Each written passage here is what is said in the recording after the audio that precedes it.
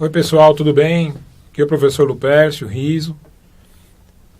E como a gente fala de educação nesse nosso espaço aqui, de temas do comportamento humano, de temas da sociedade, de aspectos ligados à literatura, filosofia, sociologia, enfim, tudo aquilo que diz respeito ao universo da educação e ao impacto que a sociedade produz na educação e a educação na sociedade, penso que é pertinente neste momento aqui nós falarmos um pouco sobre o projeto Escola Sem Partido, que é algo que está muito no momento aqui, né? muito em voga nesse momento, tá? É um assunto quente aqui e que tende a se prolongar, uma discussão que vai se prolongar pelos próximos anos em virtude das condições políticas e das opções ideológicas que tem sido cada vez mais forte aqui no nosso país. Então é sobre isso que a gente vai falar aqui, um posicionamento pedagógico, predominantemente, posto que é um espaço de educação, mas permeado de filosofia e de sociologia. Eu já parto da premissa que esse espaço que a gente tem aqui, ele não tem por objetivo absolutamente, e seria incapaz de fazer isso, mesmo que tivesse o objetivo de convencer ou de estabelecer uma verdade, seja ela qual for.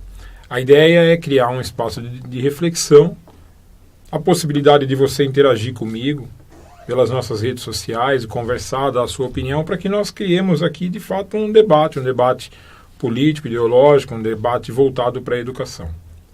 A base da Escola Sem Partido é aquela segundo qual os professores ou aqueles que trabalham com educação não devem exercer nenhum tipo de atividade que possa doutrinar os seus alunos e que possa fazer com que eles pensem de maneira X, Y, Z por conta de posicionamento partidário. Eu parto da premissa que eu, particularmente, professor Lupércio, sou contrário à Escola Sem Partido, ao projeto da Escola Sem Partido. Por quê? Primeiro porque nós precisamos dar um passo atrás e entender que é impossível fazer educação sem fazer política. A educação é por si só um ato político. A bem da verdade, nós fazemos isso porque convivemos em sociedade, nós somos seres gregários. Aonde existem duas pessoas, nós precisamos de uma relação política, uma relação de acordos, de acertos, de concordâncias e discordâncias. Nós não vivemos por instinto, nós pensamos.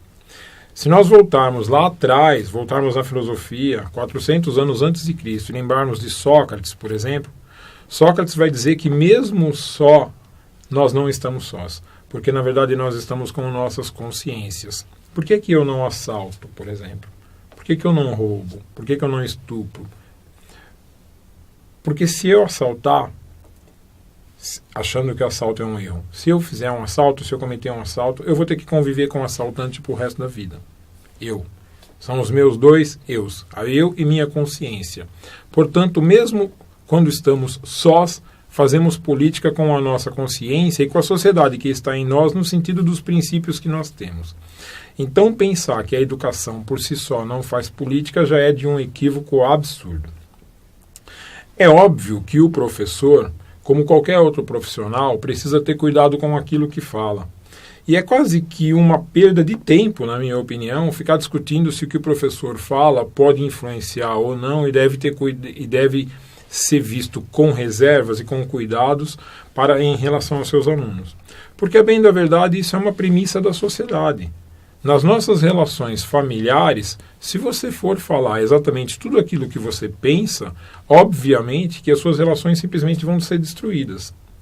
Carl Rogers, um psicólogo do século passado, um psicólogo norte-americano do século passado que trabalha com a questão do vir a ser, ele trabalha exatamente neste conceito do que é e que devemos ser. O que nós somos e aquilo que nós devemos ser em função das personas que assumimos em determinados lugares. Em alguns lugares eu sou professor, em outros lugares eu sou pai, irmão, filho, vizinho, patrão, cliente. Então, em determinadas situações, nós vamos nos colocando de acordo com essa situação. Quando você vai a um médico, por exemplo, dermatologista, e se eventualmente tem alguma questão que, na opinião dele, falta cuidado de limpeza, ele não vai dizer para você, ou você não se limpa direito. Você para falar uma linguagem mais chula, né? Você é porco, você não se cuida. Ele não vai falar isso. Porque existe um código de ética. Quando você vai num cabeleireiro e você não cuida do cabelo, ele também vai saber como falar. Então significa que saber como falar, saber a questão de colocar a sua opinião de uma maneira adequada, não é uma premissa da educação, é uma premissa da vida em sociedade. A maneira como eu me relaciono com o caixa do supermercado, com o balconista do açougue, com a moça que me entrega pão na padaria. Então é uma premissa da sociedade. O professor, obviamente, trabalha com questões bastante complexas, porque ele não trabalha apenas com o conceito. Os conceitos são signos. Nós trabalhamos com informação, com a construção de contexto, com significados. E dar significado significa colocar as coisas dentro de um processo no mundo, dentro de um sentido. E quando eu opto por um exemplo e não por outro, eu obviamente já estou mostrando meu posicionamento político. Lidar com a contrariedade, lidar com o contraditório, é algo que faz parte da sociedade e é para isso que a educação serve. A educação serve não apenas para você ensinar quanto é 2 mais 2, conjugar o pretérito mais que perfeito do verbo estar. A educação serve prioritariamente para inserir as pessoas em sociedade. Se assim não fosse, nós não teríamos uma legislação aqui no país que proíbe a educação domiciliar. É proibido, por lei, no nosso país, que as famílias eduquem os seus filhos fora da escola. Eles precisam estar na escola, porque é na escola que eu aprendo a pegar fila. É na escola que eu aprendo a ter que esperar os outros falarem para ter a minha vez. Então, na escola é que eu aprendo a socializar. Eu me socializo, eu convivo em sociedade na escola. Na minha casa, não sei na sua, mas na minha casa, em geral, quase todos têm a mesma religião ou os mesmos preceitos. Nós não temos fila no banheiro, o que não quer dizer que na minha casa tem 20 banheiros, mas a gente mais ou menos se organizou. A gente não tem fila para pegar comida como num restaurante. Então lá na minha casa, mesmo que eu queira, eu não consigo ensinar certas coisas que a sociedade ensina e que é para isso que a escola existe. A escola, ela é a interface entre a vida privada e a vida social. E essa interface se faz na medida em que vai inserindo as crianças e os jovens num ambiente que é marcado notadamente por posicionamentos políticos. Portanto, pensar em escola sem partido é diminuir ou desconsiderar a importância do professor. Eu não estou dizendo aqui que o professor ele vai defender um partido ou outro partido. Não, ele não deve fazer isso. Mas ele deve ser capaz de expressar a sua opinião de uma maneira com que a sua opinião ela seja passível de ser colocada em perspectiva e que as pessoas que o ouvem, que as pessoas que ouçam o professor, que elas se sintam muito à vontade e muito tranquilas para expressar uma opinião contrária. Isso é algo que, de novo, vem lá da filosofia grega. Quando eu tenho uma moeda e você tem uma moeda, eu troco minha moeda com a sua, cada um de nós continua com apenas uma moeda.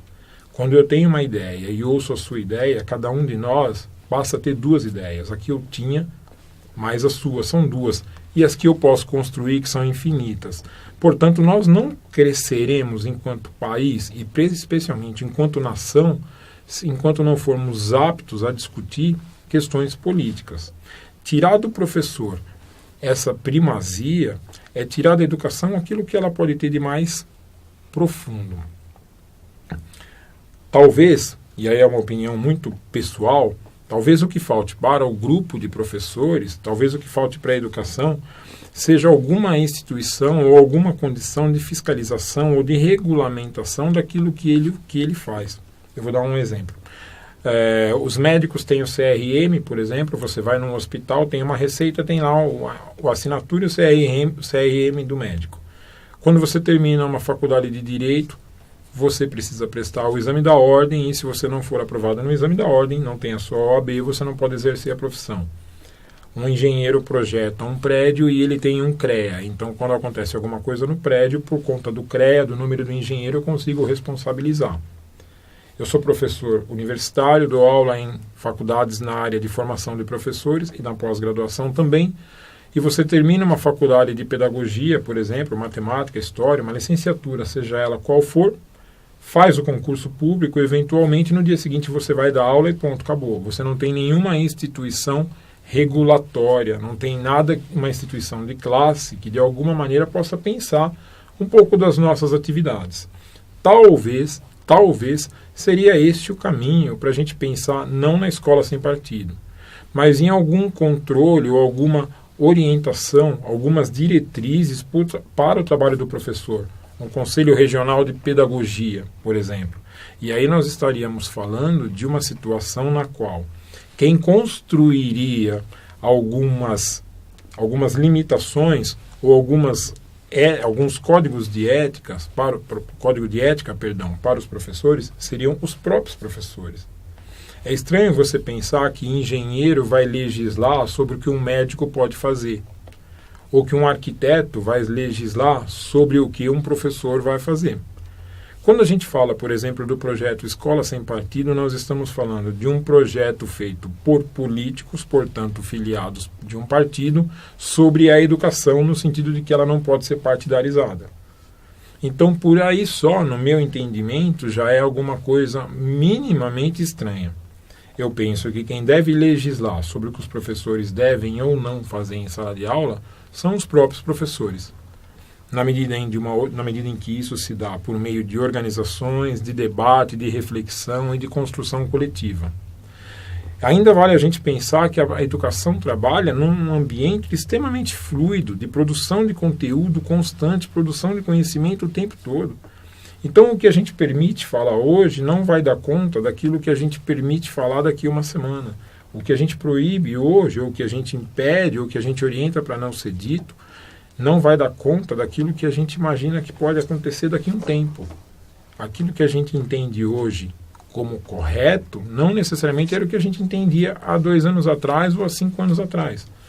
Portanto, e para a gente caminhar para o final, falar numa escola sem partido é flertar com a possibilidade de cercear a expressão. E o professor, quando nós falamos que só a educação melhora um país, se eu não confio no que falam os meus professores, penso eu que eu estou desconfiando do meu projeto de nação. É isso que eu penso sobre a escola sem partido.